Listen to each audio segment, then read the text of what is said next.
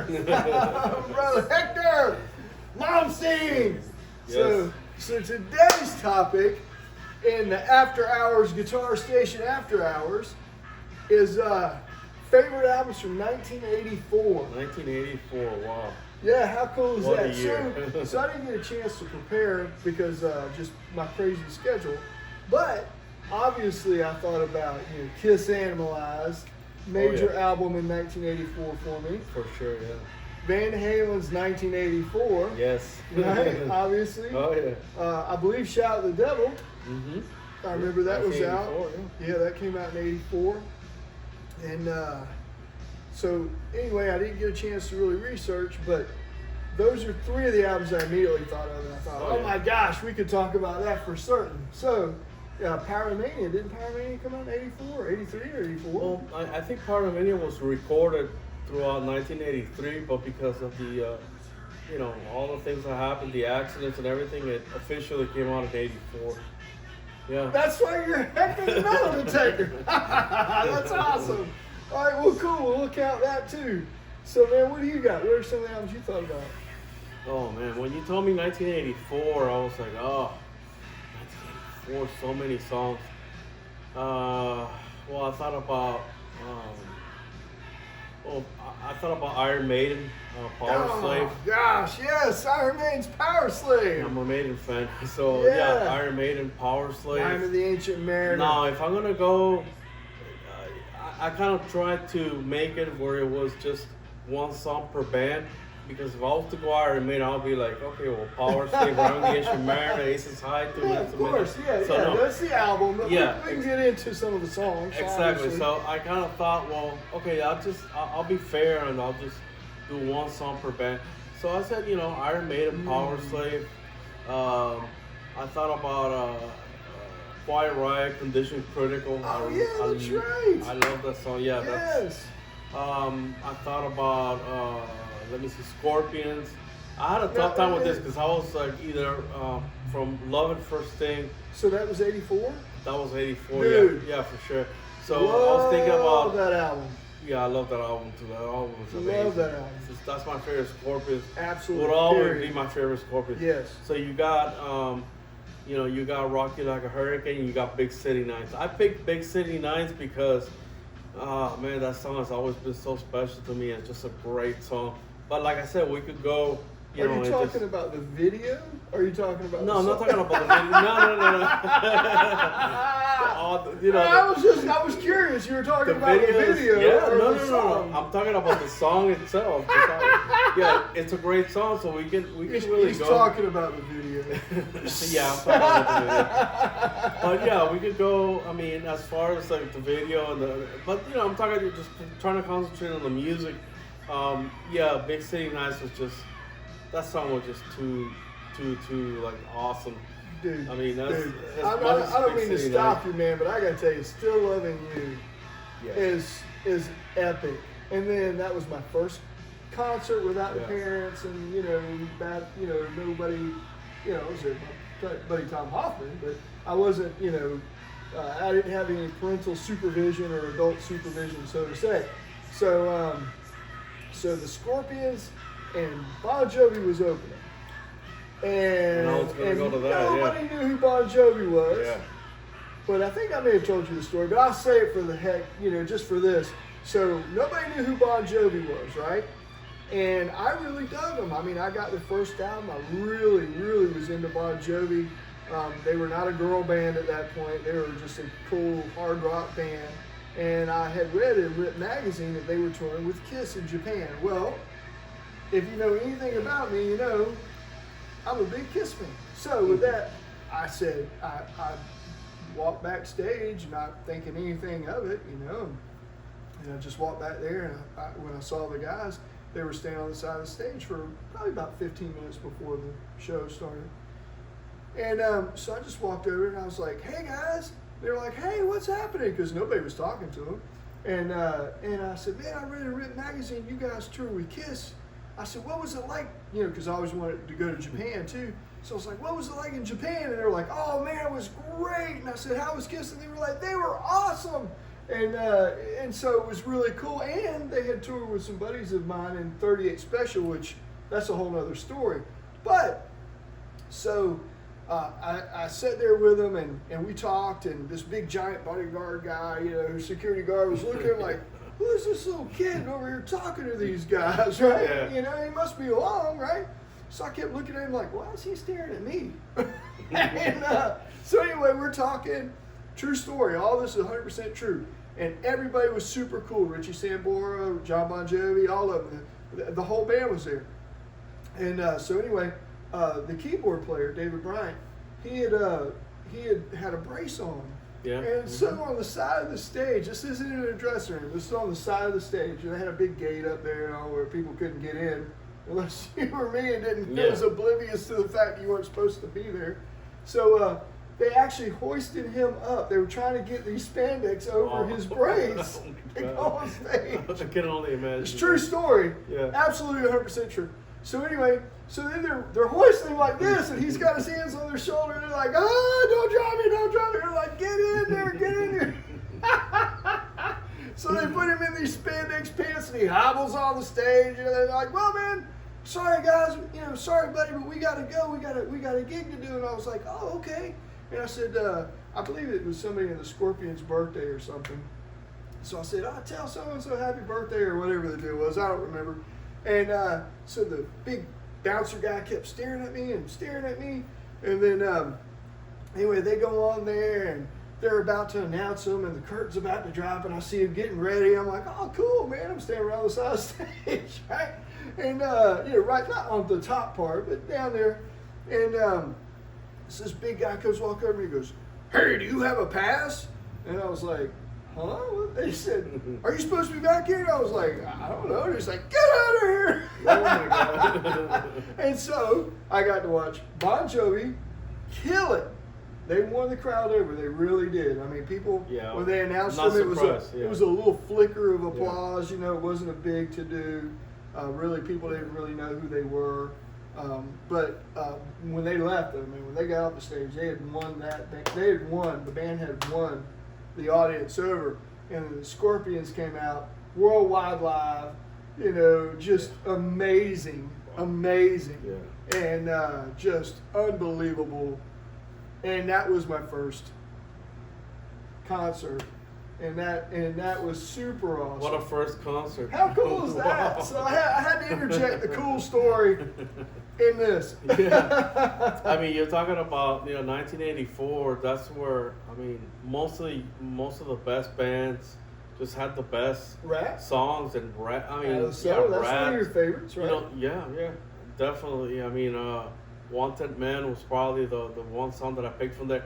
Even though probably my favorite song that album was The Morning After, but so if I was to talk about like just one song, I'll probably pick One Man. That was a great song. But you got Scorpions, with Rocky Like a Hurricane and Big City Nights. You have Motley Crue with when they did Shot of the Devil. That was a great album. And you had Looks That Kill and Red Hot. Not just the that's the thing. Like people sometimes they kind of tend to leverage towards the popular songs, but there were songs of the album. Sometimes what we call like the darker songs, not because they're dark in any way, but because they're just people don't think about like 10 Seconds to Love. Great song. Great song. Right. So that was my thing. And another thing that I had to bring up, it was the resurgence of Loudness from Japan. Loudness. Absolutely. Loudness have been making albums since 1980 in Japan, but they had not broken into the U.S. market yet until they did Thunder in the East. And that was 84?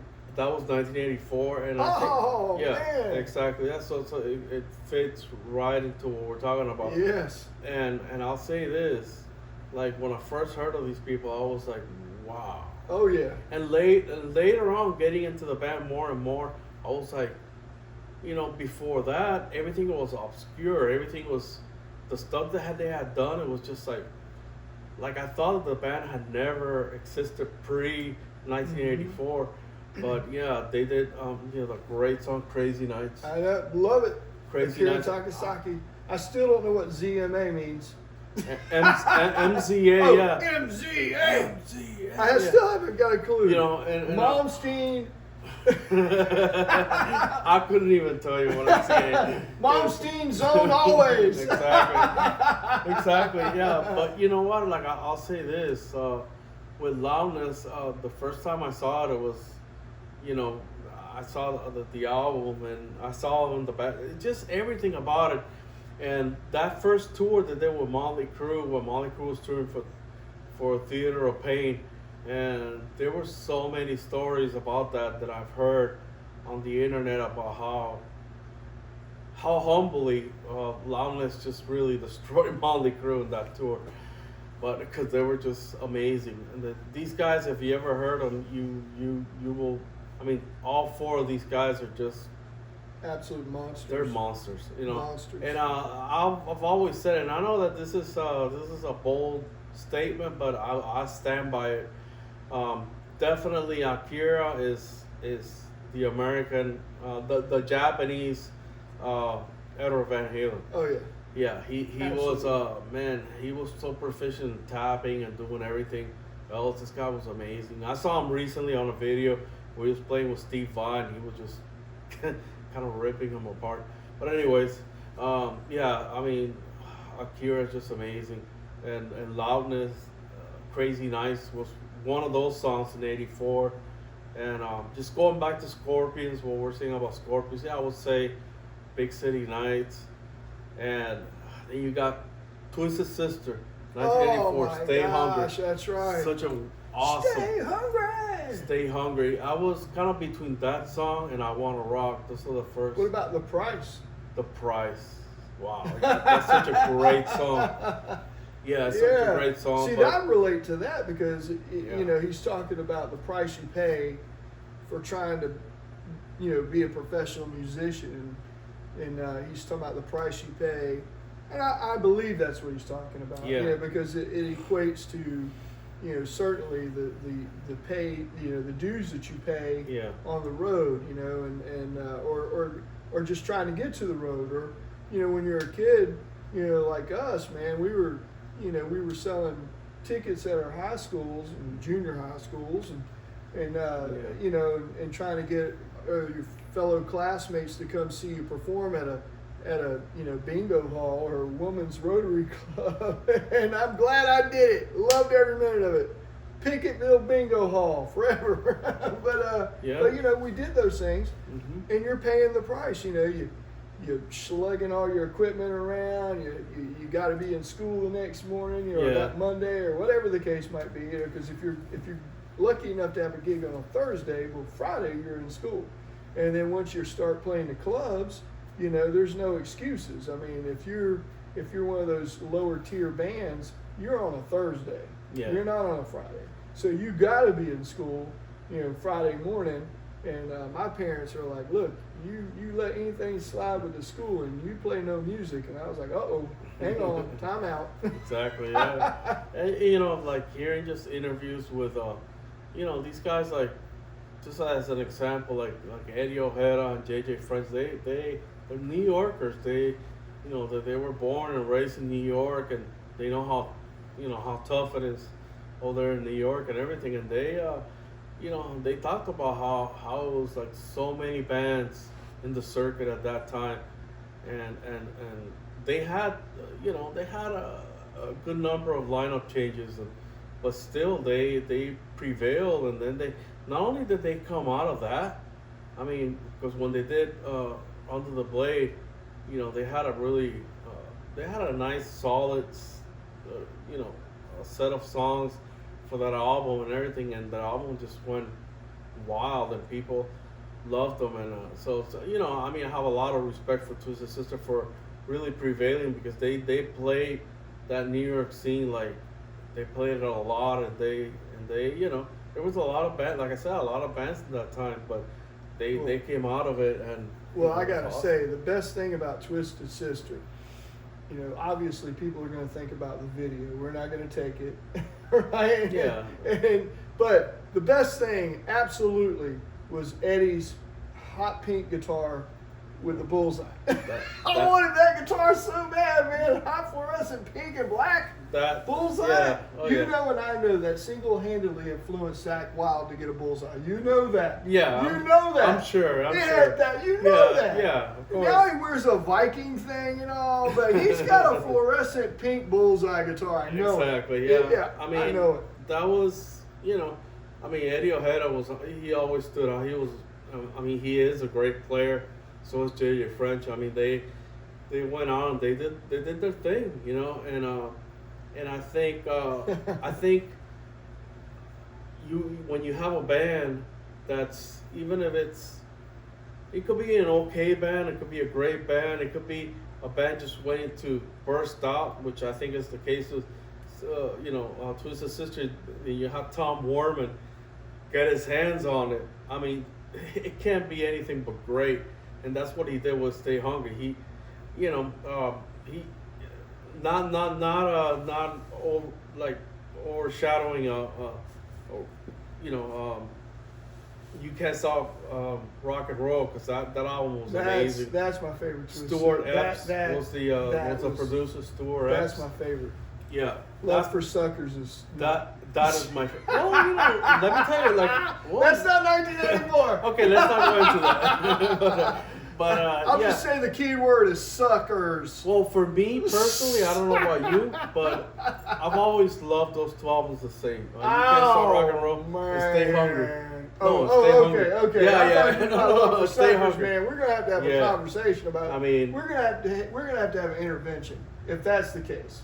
So I want to have your take on it. What do you think of those albums? I love both albums, but I got to tell you the funniest story about Twisted Sister with me at that time. You know, like I had, you know, all these pictures, you know, I had Iron Maiden, of course, a big Kiss fan. And when my mom first discovered that I loved Kiss, she said, "Those are the ugliest clowns I've ever seen." So that takes precedence for this reason. So on my back door, my bedroom door, I had a picture of Dee Snider in full drag. Going like that, with "We're Not Gonna Take It." I didn't think anything of it. And my mom, you know, went into my bedroom, you know, put my clothes in there or something, you know. And when she closed the door behind her, and when she was going to walk out, she saw Dee Snider. And she said, "That's the ugliest transvestite I've ever seen. What is wrong with you, boy?" I would imagine, yeah. And I said, "Mom, that's not a transvestite. That's Dee Snider." And then I met him. You want to go? I don't know. I like positive stuff. Okay. I like positive stuff. He had a great band. I loved his band. Yeah. Well, you know, it's just, you know, and Eddie Ojeda has always been, like, I mean, I've always heard, like, great things about him. Just he's such a humble, great guy. Yeah, he seems like it. And he's a New Yorker, you know, all the way. But matter of fact, JJ French has a podcast, and I don't remember the name of it. Just stumbled on it. And I heard a podcast episode with those two on there, and they were talking about their early years. Yeah. And it was really cool, man. It was super cool. They were both very humble in it, and it was cool. Well, you know, I mean, when you think about it, I mean, these guys, without, like, other than the drummers, when they just finally settled on AJ Pero, the Are beast, you kidding me? the monster. Settle on him. They lucked into him. Exactly. Super nice guy. But killer drummer. you know, they really they not so good looking as a transvestite. I mean, if we want to talk about bands looking like transvestites, we can go to other bands I'm just kidding. I'm kidding. but you know, Twisted Sister, I mean, they paid their dues. They got where they got because of hard work and just awesomeness. They were just great. Well, but if you want to talk about the best songs of '84, how you want to go about this? Well, now wait a minute. You didn't even touch one of your favorite Kiss albums. Oh yes. What is wrong? What? Do you have Animalize. a fever? No. I don't have a fever. You have a fever that only a cowbell can cure. I'll talk about this is I got all a out fever. metal. I got a fever. And if you're watching, then I know you're interested in what we have to say. Hector's metal detector. And I will say this: Animalize. When I first heard Animalize, we were just coming out of Lick It Up, which was, oh my god, that album was so Great amazing. album. Such Great a great album. I mean, the first time I saw that, it's funny because it wasn't even them just not being like just not having the makeup. It was just, I was really drawn in by the just the great songs. Such a great album. Sure. And I loved it. I think, but we're talking about Animalize '84. Heaven's on Fire. That's the first thing I think about when the video came out. Heaven's on Fire. Hands. Such a yeah, and you had the whole new thing with, and I want to mention this because he deserves to be mentioned. Mark St. John. I agree. Mark St. John. Absolutely. Awesome guitar player. Unfortunate what happened and everything. Yep. Him getting his condition and not being able to play for a while, and that he kind of got it back later on, but. Definitely Mark St. John. And I was stoked. And you're a Kiss fan. I was stoked to see the new guitar player. So I got the big, the new Kiss poster. I think I saw the Kiss poster before the album came out. I think before I was able to buy the album. Yeah. So I immediately bought the poster. Right. Mm-hmm. Had it hanging on my wall with all my other Kiss posters, and it's the new guy. So I couldn't wait to hear the new guy. And I thought Heaven's on Fire was really cool. I really dug it. In my band, I sang it in my band and we played it, But Thrills in the Night came on. I was like, oh man, this guy's serious. And the thing about it, one of the things that I noticed when I first heard Heaven's on Fire is that they were promoting the song, not the guitar player, because that's the solo of Heaven, when you listen to the solo of Heaven's on Fire, is not, But it was the obvious single, man. Exactly. They needed that push to come back. And it was the same with Lick It Up. When you first heard Lick It Up, it wasn't really about the solo because it was a very simple, short solo. But with Mark St. John, it's just, and those two songs are still. Yeah. Lick It Up and Heaven's on Fire are still in their set today. Yeah. So that's for a reason, yeah. And they did a great album. And keep in mind that, Kiss really had to keep up with what was going on because you had all these bands that were rising up. You had, just to mention. You had Loudness, yeah. He's just one that was making a lot of noise. Yeah, Ratt. You had Motley Crue with Shout at the Devil. Yngwie, Malmsteen. But Malmsteen, Steve Vai. Steve Vai was, making it. With Maiden just growing even better. Judas Priest. And all these bands were really like taking all the way to the top. And guitar gymnastics. And Kiss had to stay relevant. Right. Even though they had done great stuff and the history was, but you know what? It was all about the moment. It was about the '80s, how it was different from the '70s because. Well, they had to. Like you said, they had to evolve into that. Yeah. I'm a huge Ace Frehley fan. Yeah. Even though I really dug Mark St. John's, I think that Mark St. John. I think that Bruce Kulick really fit better than everybody else just overall. Yeah. But back to Mark St. John. I was super excited. I'm hearing these solos, these riffs are coming in, and he's just killing the guitar. And you had George Lynch. George Lynch is another guitar player. George Lynch was on the scene. Yeah. So you had all these guys, and of course Randy Rhoads, who had passed away earlier. Eddie Van Halen, obviously, and in 1984, you got Eddie Van Halen, you got Van Halen 1984. Yeah. So you got all this guitar competition, and so they did step it up. It's a cool album. It's definitely one of my not top favorites, but it's a definite favorite because anybody who knows me, my favorite top 3 picks on a deserted island is Rock and Roll Over. Rock and Roll Over Remastered, and remastered Rock and Roll Over. I'm just saying. Mr. Speed. I know. That's what I'm saying. I was ready to hear that, but Yeah. But it's like this is the thing. Like, regardless of what the greatness that Kiss had accomplished in the '70s, it was a different era. It was a different, it was a different decade, and I think that they had to come, and I think that the whole thing started with Creatures of the Night, where they knew that they had to do a monster album. I mean, I'm talking about something really out of this world, and I'm not exaggerating when I say that. Right. They really had to do something, and I think they did with Creatures of the Night, and it kind of set the tone. The tone for Lick It Up and Animalize and all that, and just having all these, they had to have because think about it, if you lived through that era and you lived the '80s and everything in the '70s, well, you will know that at that time it was kind of like having the fastest gun in the West. Right, but at the same time you had all this killer music coming out. Yeah. So for a kid, I mean, man, I'm saving lunch money.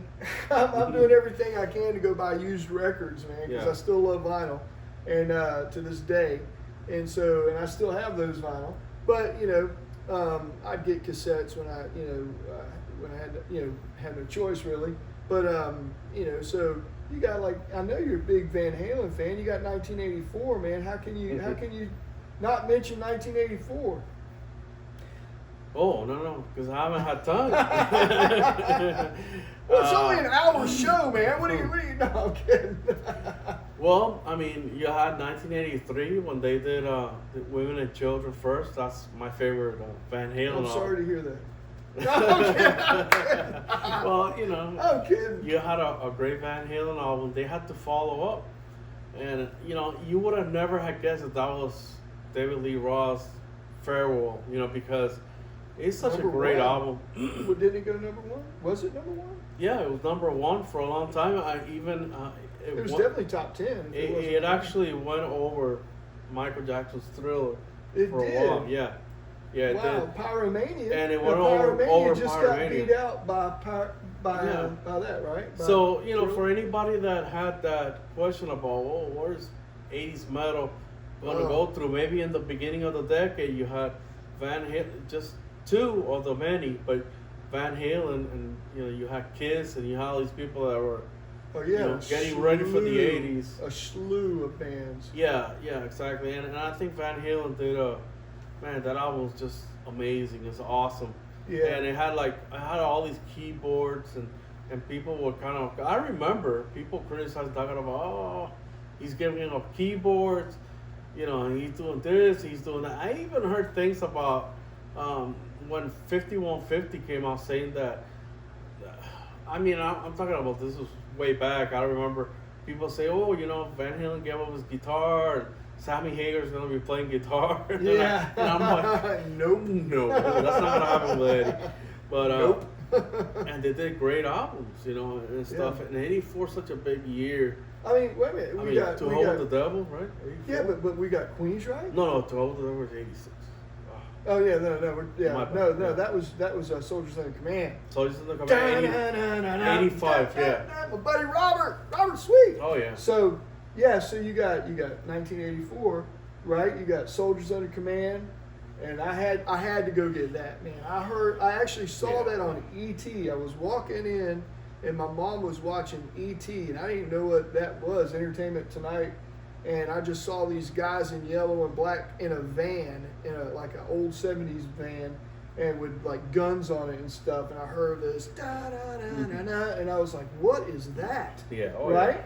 And so they did this little thing on it, and they're called Stryper. So I called every record store in Jacksonville, because that's where I'm from, the west side of Jacksonville, and I called every single store.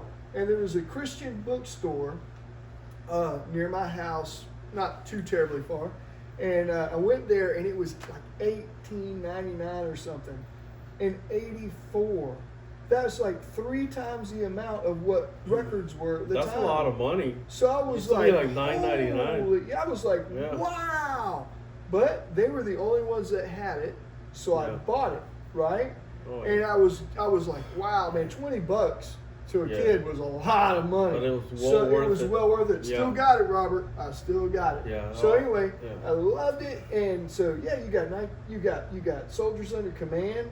Love that album. Been a Stryper fan ever since. Still my favorite Stryper. Still my favorite, and Robert was always my favorite. And I mean, all the guys are great. They're wonderful human beings. But Robert was always my favorite. So anyway, so you got Soldiers Under Command.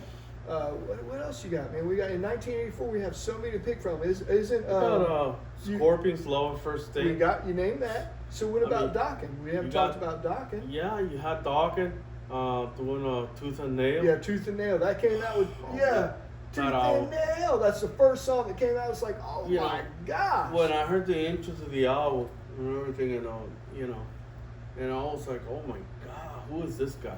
Yeah. This guy, this guy was still had kind of short hair, trying to grow The it skunk? up. Yeah, and the skunk. he had this little blonde hair, whatever. And it's like I'm thinking who's this guy, man? You look like the breakdancer guys in our neighborhood. Yeah, exactly. Yeah, you hit it right on the dot. I was like, Exactly. is he breakdancer? Nope, he's a guitar player. Yeah, and I remember him. The first time I remember him, it was just he had an Area Pro, guitar with the skull and on the cover of Tooth and Nail, and just when you hear that I wasn't even album, playing guitar then. I was singing. Without Warning, and that's exactly what it was. Without Warning. Yes, That's exactly the, right. Yeah. the title of that first instrumental.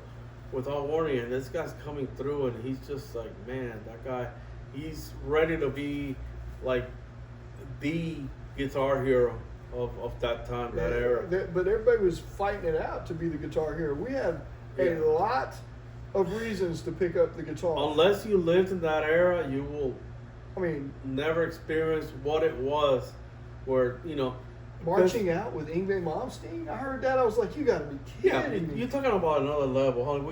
We haven't gone to that level yet. It's a family show, man. It's a family show. Well, you had, you had all these great guitar players, and then Nigel Tufnell, 80, and then you had that, you had Yngwie coming in and just doing, oh my God, he did Trilogy in '84. Was Trilogy '84? Was it Marching Out?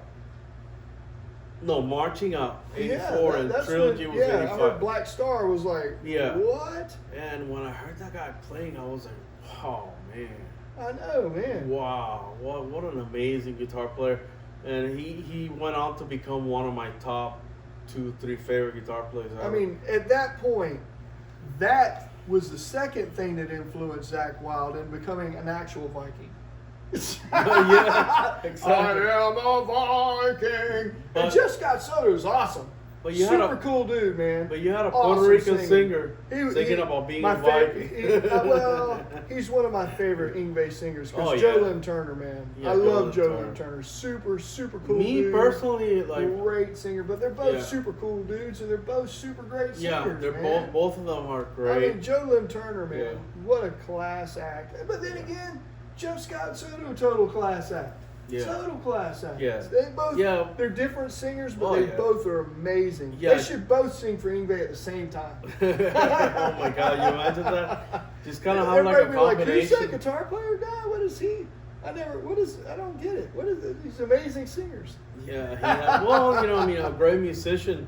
Yeah. Attracts great musicians, and I think that's what Yngwie did. A lot of people wanted to play for him because they knew how amazing and what a virtuoso this guy is, and they wanted to sing for him. And I mean, honestly, like there's been kind of times where I've had like I like this guy the best. Oh, I like this guy the best, but like at this point right now, I like them all the same because they all.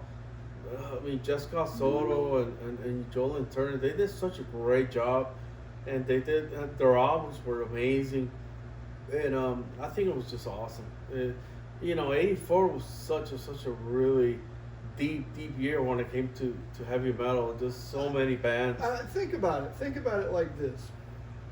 If you were a kid in 1984 and you had any interest whatsoever in playing a musical instrument, right? Or being in a band, or dreamt of being in a band, or had any indication of that would be something you would like to think about, right? Think about all the guitar players that were coming out, that were blowing your mind one after another, one after another, one after another. Oh yeah. And they were competing with each other, but it wasn't a mean-spirited competition. It was, my band is gonna make a better record. My band is gonna, but it wasn't a mudslinging thing. Yeah. It was, man, I want to put out the next one, and it really was just, it was amazing. I mean, we just, some people say, well, I hated 80s metal music or whatever. I never said that, but some people did, right? But the thing about it is that you had a plethora of music. Whitesnake came out with Slide It In, right? Isn't that 1984? Yeah, 1984. What a John great, Sykes. John Sykes. Yeah. Brilliant, right? Slide It In, right? So, Coverdale, one of my favorite all-time favorites, right? So you got, a monster band with that. I mean, it's just the endless, countless, really, opportunities to listen to music from that genre and other genres too. I mean, there were some great albums out at the time that weren't metal, but in this conversation, we have to be talking about that for metal. But it was super cool, man. 1984 was super cool, and if you were a kid, you were doing whatever you needed to do to go buy these albums or cassettes, or we would make mixtapes. Our friends would share the mixtapes. Like my buddy Tom Hoffman and I, Queensryche's album came out. You can't, I mean, come on. It would take for us to do like the 3, 4, 5-hour videos for us to cover everything. Just in 1984, I didn't realize how hard it'd be. But anyway, so you think about it. So my buddy Tom Hoffman and I would both go to the record store, and he usually would drive, or we'd get a ride or whatever. But anyway, so we would go to the record store and we would both buy a different album, and then we would, listen to them, a ton, and then we would borrow each other's album and listen to those a ton, and back and forth, and we would record an album side on a 90-minute cassette tape, and we would go, do whatever. We'd go, and we would drive in the ghetto cruiser, and we'd have it in a big boom box. True story. We'd be cruising the ghetto, and yes, I grew up on the west side of Jacksonville. I mean the ghetto. So anyway, so we're driving around cruising the ghetto in the ghetto cruiser, and blasting out these jams from all this band, Michael Schenker Group. I mean, it was just on and on and on and on. So we would, kind of, my buddy Kevin Johns, we would, he was in Germany, but we'd do these tapes and stuff. So, he turned us on to Halloween. Metallica, Ride the Lightning, wasn't that 84? Please, like, for anybody that's watching this, don't feel bad that we haven't mentioned these bands. It's just, there's so much. Like with Queensryche, The Warning comes out. I mean, come on, that's 1984, right? Yeah. I mean, we've got all these amazing albums. I mean, Queensryche, Warning, da da da da da.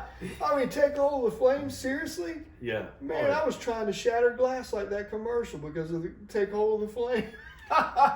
Well, there was a rumor that he was able to shatter glass with the Warning. I mean, with Take Hold of the Flame, actually, the song from The Warning.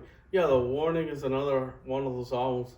And again, we could go on with this forever because there's so many great albums. It's so unfair because I wish that we could talk about every single one of them. Sure, we can't. Sure. But I mean, The Warning was a great album, and it was just, it kind of like, I think that was the one album that, it was the first full length, and it really brought... The EP was before that. The EP, and it kind of gave us a hint of what these guys were. A hint? Oh my God. And then my favorite one followed that, with Rage for Order. But, yeah, that's my favorite one too, Rage for Order. So The Warning is a great album, and there's so many things that we could discuss about it, but yeah, I mean, that was just one of the many great albums from the 80s. Yeah. The Warning was just amazing. Absolutely. And, you know, like you were, you know, alluding to earlier about, you know, not feeling bad if we didn't touch on on your favorite album of 1984, because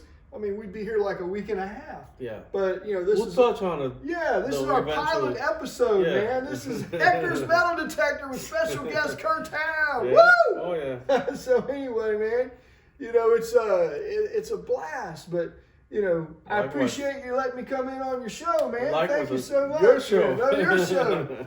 Hector's Metal Detector is the coolest show there is, man. So anyway, man, I had a blast. I had a great time, man. Me too. It was awesome. It was awesome. So it'll get better. We're going to talk about You'll get a lot better some than of these this. other years, man. Yeah.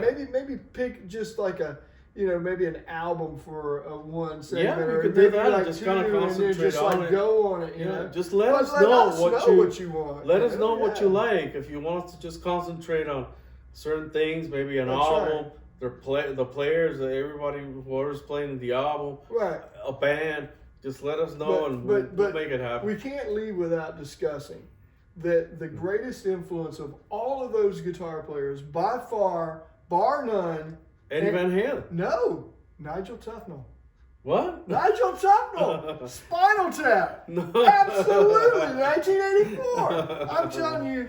I'm telling you, Nigel Tufnell. As a matter of fact, just so you know, I witnessed Yngwie Malmsteen watching Nigel Tufnell's guitar solo, and he wept out of fear and joy. Okay. I'll say this before we call it a day.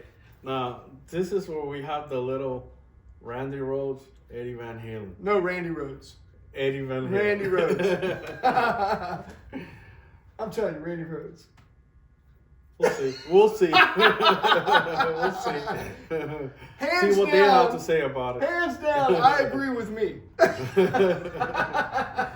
it was awesome, man. I enjoyed it, and we enjoyed giving you guys just tell us what you want. Yeah. Tell us what you think about it, and definitely we'll hit the topic. You know. Yeah, and like, share, and subscribe, right? Oh, absolutely. You gotta like, share, and subscribe. Absolutely. Till next time on Hector's Metal Detector. We will see you later when metal ruled the world. Woo! Yes.